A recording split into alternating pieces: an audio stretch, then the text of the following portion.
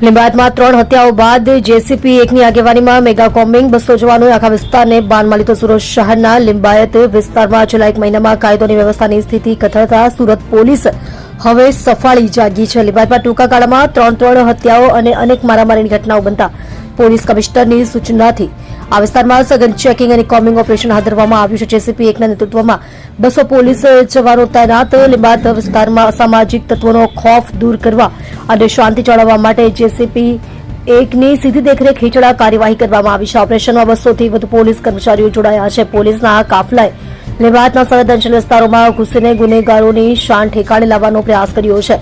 25 જવાનોની અલગ અલગ ટીમો બનાવી સર્ચ ઓપરેશન કોમ્બિંગને વધુ અસરકારક બનાવવા માટે પોલીસ દ્વારા 25 જવાનોની અલગ અલગ ટીમો બનાવવામાં આવી છે। આ ટીમોએ આ વિસ્તારના ખૂણે ખૂણામાં જઈને શંકાસ્પદ શખ્સો, અગાઉના ગુનેગારો અને ગેરકાયદે પ્રવૃત્તિઓ પર ચેકિંગ હાથ ધર્યું હતું। પોલીસની આ આક્રમક કાર્યવાહીથી અસામાજિક તત્વોમાં ફફડાટ વ્યાપી ગયો છે।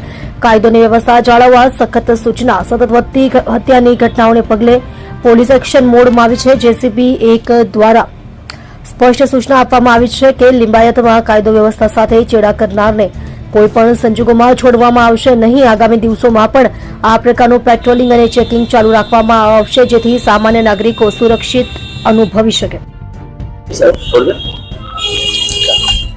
માનनीय सीपी साहेबની સૂચનાથી આવનારા દિવસોમાં સુરત શહેરના અલગ અલગ વિસ્તારોની અંદર કોમ્બિંગનું આયોજન કરવામાં આવનાર છે, જેના ભાગરૂપે આજે લીંબાયત પોલીસ સ્ટેશનથી એમની શરૂઆત કરવામાં આવી રહી છે। અલગ અલગ વિસ્તારોના એરિયા પસંદ કરીને એમની અંદર અમે જીપી એક્ટ 135 મુજબ અને બાકી એમબી એક્ટ મુજબની કાર્યવાહી કરવામાં આવશે। એમાં અમારા અલગ અલગ વિસ્તારોના પોલીસ સ્ટેશનના કર્મચારીઓ, અધિકારીઓ જોડાયા છે અને એમનું જે પર્પઝ છે એમાં અસામાજિક તત્વોના વિરુદ્ધમાં જે કડકાઈથી કાર્યવાહી થાય એ પ્રમાણેની અમારી જોગવાઈ રહેશે।